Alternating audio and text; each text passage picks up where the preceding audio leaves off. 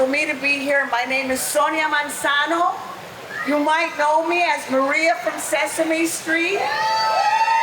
Thank you, yes. I was on Sesame Street for 44 years. Her appearance at the Hispanic Festival in Soulard Park was just one of many stops when she came to St. Louis to help Nine PBS celebrate its 70th birthday. She'd thrown out the first pitch at a Cardinals game, did an interview in the broadcast booth with Spanish-language broadcaster Benji Molina, and she was our station's guest of honor at events celebrating our 70 years on the air. Oh my goodness. But she too has a place in broadcast, even American history. When we sat down to chat, I started out by reading a quote from an article written about her. She played a pivotal role in reshaping the representation of Latino culture in media. I suppose it's true. I was the first Latina on a national television show when I landed the part of Maria on Sesame Street. It almost was the first program to introduce the idea of diversity. Yes, it certainly was, but it was the 60s. America was a different place. It was the civil rights movement.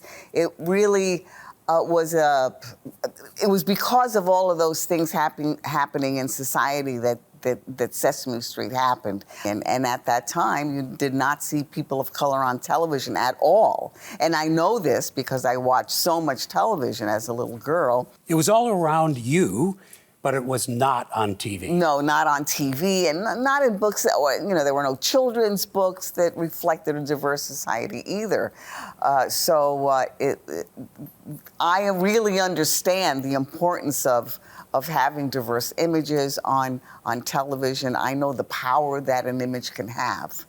You spent all those years, you're still identified, and I imagine, and I may do it myself, I may call you Maria at some point. That probably happens to you a lot. But you've never distanced yourself. You're not like Leonard Nimoy trying to get away from Spock or something like that, right? No, because I think Maria is Sonia on purpose, or it's the better parts of Sonia. And it took me a while to find that, because as an actor, of course, you want to play a role. It's easier to hide behind a character. And they kept saying to me at Sesame Street, be yourself. We just want you to be yourself. We want little kids from what was then called the inner cities to look at you and have somebody to relate to. She won 15 Emmy Awards while she was with Sesame Street, all of them for writing. She said she had soon learned that she could have real impact on the other side of the camera. And they were very supportive.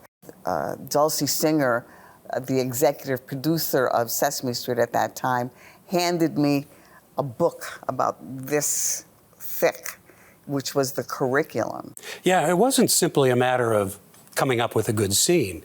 It had to have a purpose. Right, it had to have a purpose. It had to be entertaining. I knew these characters like the back of my hand. I knew Oscar the Grouch because they were such full-blown characters. So it was easy for me to put them in situations. I knew exactly how they would respond in any situation.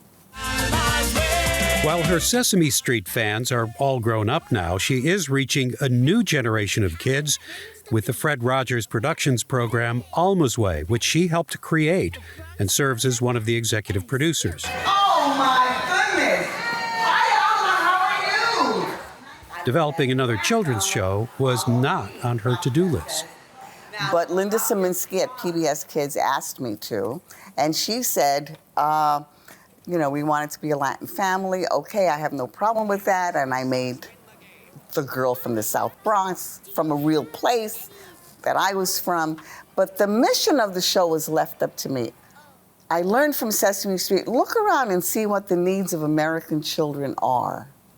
At that time, it was showing people of color on TV and reading.